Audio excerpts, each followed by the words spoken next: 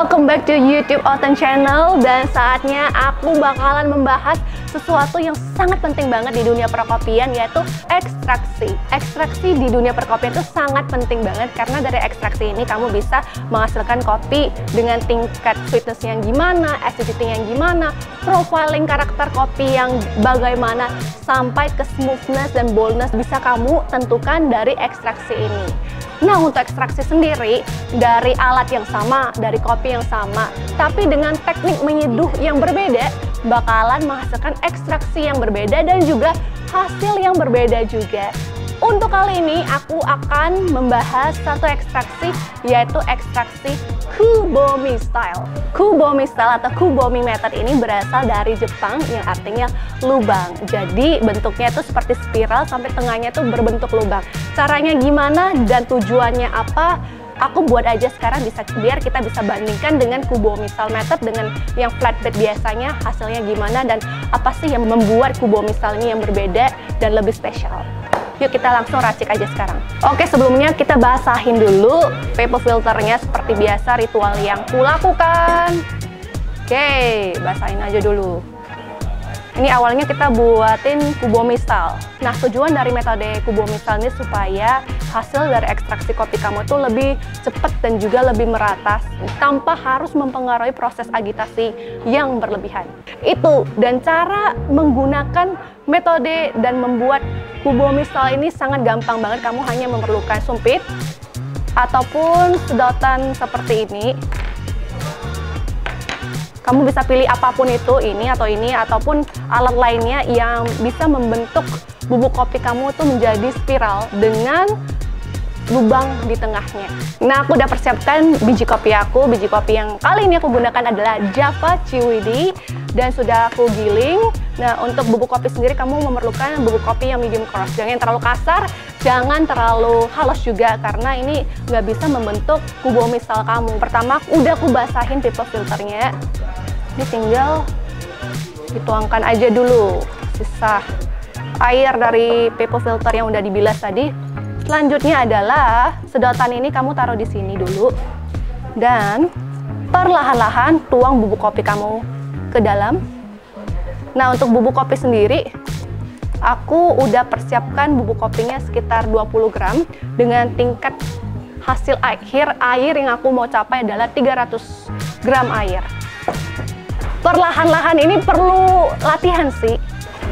Perlahan-lahan diputar seperti gerakan spiral. Nah, seperti gitu gerakan spiralnya. Intinya dari luar, kamu perlahan-lahan melingkar sampai ke tengah, seperti ada lubang di tengahnya. Itu yang harus kamu buat. Ini adalah Kubomi Style. Tujuannya adalah supaya proses ekstraksinya itu lebih cepat dan merata. Ingat, tanpa harus melebih-lebihkan proses agitasi airnya. By the way, penikmat kopi di sini rada berisik ya, karena aku lagi di depan toko, lagi banyak customer yang lalu lalang nih. Jadi mohon maaf, tapi nggak apa-apa, kita lanjut aja langsung ya. Untuk proses Kubomi Style tadi, hasilnya gimana? Seimbang dan juga balance. Ingat ya, kamu nggak mau hasil ekstraksi yang under extract ataupun over extract. Kalau under extract berarti kamu menghasilkan hasil kopi yang sedikit lebih sour, dan kalau over extract berarti hasil kopi yang kamu dapatkan adalah lebih ke bitternya, lebih pahit. Tapi kamu nggak mau dua-duanya, kamu maunya balance. Nggak over extract, nggak juga under extract, balance. Oleh karena itu kita mulai aja langsung sekarang proses Kubomi Style ini. Kubomi. Air yang udah aku persiapkan adalah 95 derajat Celcius. Hasil akhir adalah 300 gram. Kali ini aku menggunakan metode Tetsu Kasuya Style. Karena Kubomi dari Jepang, ya udahlah kita pakai metode Tetsu Kasuya yang 4:6 itu. Kita mulai aja sekarang. Untuk seduhan pertama yaitu 45 detik dengan 60 gram kopi.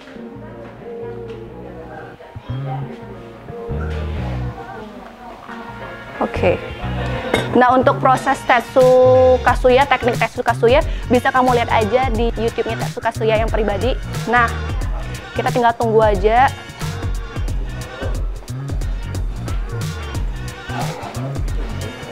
Oke, kita mulai aja lagi.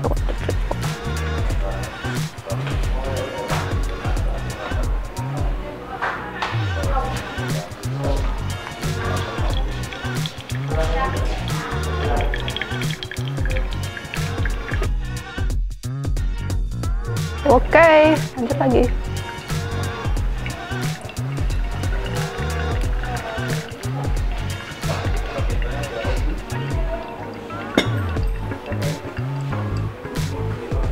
Ini udah menit ketiga dan udah 300 gram hasil seduh aku. Tinggal tunggu beberapa detik lagi ya, supaya airnya itu nyerocos ke bawah semua.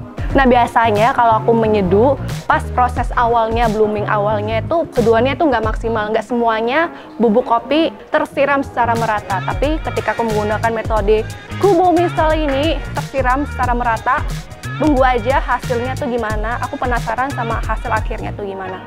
Oke, inilah dia hasil akhir dari metode Kubo Misal. Bisa kamu lihat nih, hasil yang tadi ada spiral, dia udah jadi flat bed juga nih. Tuh, lihat. Tapi ini bisa lihat ya, semuanya tuh basah secara merata. Oke, cukup untuk yang Kubo Misal. Kita cicip aja rasanya itu gimana kalau Kubo Misal. Nanti kita compare dengan yang flatbed yang biasa tanpa ada lubang di dalam tengah-tengahnya. Intinya tanpa ada utak-atik sama sekali. Oke.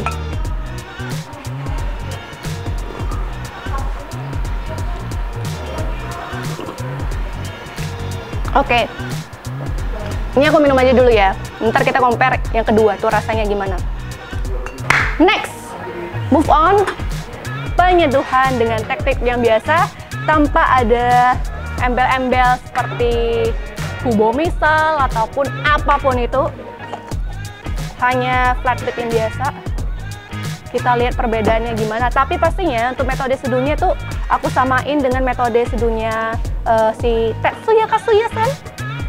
Tetsu Kasuya. Mari kita mulai sekarang.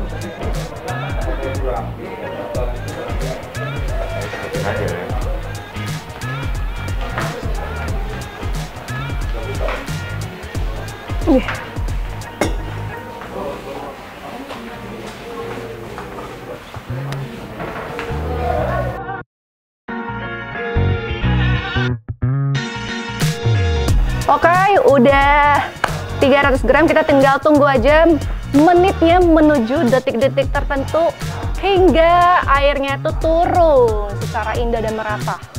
Oke, kita cicip aja langsung. Ini yang tanpa ada spiral ataupun apapun sama sekali, hanya purely flatbed. Oh, beda cuy, beda. Beneran beda.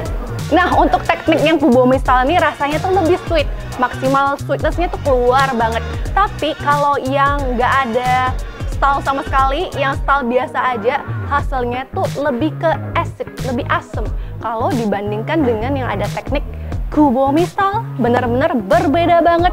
Padahal gramnya sama, metodenya sama, dan juga suhu airnya juga sama, gilingannya juga sama, semuanya sama. Hanya metodenya yang aku bedain, satu yang ada Kubo Misal, satu yang enggak. Dan bisa kamu lihat juga awal-awalnya pas bloomingan pertama, yang Kubo Misal tuh nggak ada kelihatan seperti bubble-bubble. Itu artinya pelepasan udara CO2-nya tuh nggak ada di Kubo Misal ini. Tapi kalau yang hanya totally flatbed biasa aja, keluar itu kayak gelembung-gelembung udara, itu artinya pelepasan CO2 dari bubuk kopinya. Jadi bisa lihat sendiri.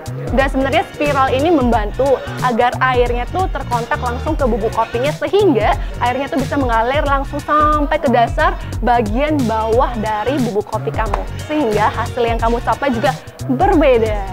Itu dia, bisa kamu coba deh untuk style yang berbeda ini. Style kan banyak tuh, metodenya juga banyak banget nih. Tapi untuk kali ini Kubo Misal aja. Mungkin next time ada metode yang lainnya bakalan aku share juga di sini. Nah, gimana Pener Kopi? Menurut kamu Kubo Misal bisa kamu coba? Kalau misalnya kamu udah coba, share dong rasanya tuh gimana. Kamu cocoknya sama yang style apa? Kamu infoin aja ke aku di komentar box di bawah ini supaya aku juga bisa mencoba. Jadi sharing is caring. Oke, Pener Kopi. Nah, itu dia Pener Kopi, salah satu metode viral ataupun bisa disebut dengan kubo misal yang bisa aku share ke kamu kali ini. Buat kamu yang suka dengan video ini, jangan lupa puro thumbs up, dan buat kamu yang belum subscribe ke YouTube Oten Channel, subscribe aja sekarang, share ke teman-teman kamu video ini, dan like, comment, subscribe, dan follow Instagramnya Oten Coffee @otencoffee. Kita jumpa lagi di video berikutnya. Salam kopi, bye. Oten Coffee, ngopi dalam sekali klik.